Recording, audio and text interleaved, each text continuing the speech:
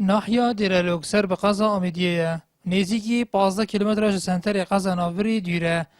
دنها هجمار رنجوان وی پترش 12,000 کسا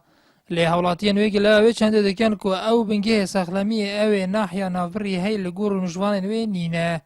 و یا بچی که همی پیتوی سخلمی جلنین و کو جور نوستن و نوجدارن تایبت مستشفى دیرلوکی راستی و بچیکه و کارمندتوی جیت که من دکتره که هی یه جنکاو یه ظلمانه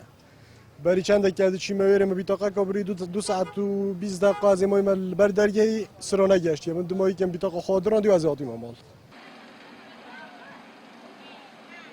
ديف نفوس ديرلوكي خاصتما يا بتشيكا ونخاستا بنجاه سوخلامية ناحية كواكي ديرلوكي ومازن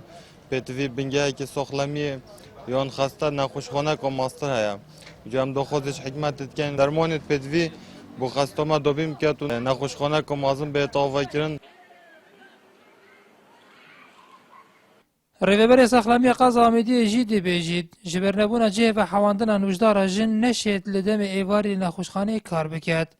و آواکرنا نخوشخانه که مدرند پلانا مدا بویا لقیران آبوری بویا ریگر سوارت بنگه ساخلمی دیرلوکی براستی ما دو نوجدار الوری هی نوجدار آفراتا و نوجدار ظلام لان نوجدار آفراتا راستی ما اشکالا گره اشکالا یعنی و حواندن ما هی جه نواندن ما الوری نگه لو هم نشین ایواری و شوی کار پی بکنیم وری. سوارت بنگه راست بنگه یه بچیکه پلان آمده که بنگه کی ساخلمی مدرن برفره و کی قدشی وشیلات زبی داوا کردن لیف قیران دارایی حتی میگه تو زان یعنی یا بویا ریگر بوی چندی که پلان دایا که باشتر لیبی تو وضعی باشتر لیت اسم تاکیدم.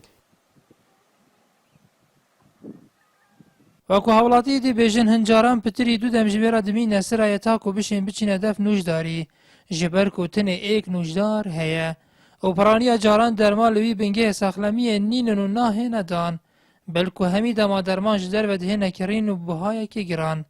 اوجی بارگرانی اکادی لسر حولاتیان نهات ورماری نارتی ناحیا دیرلوک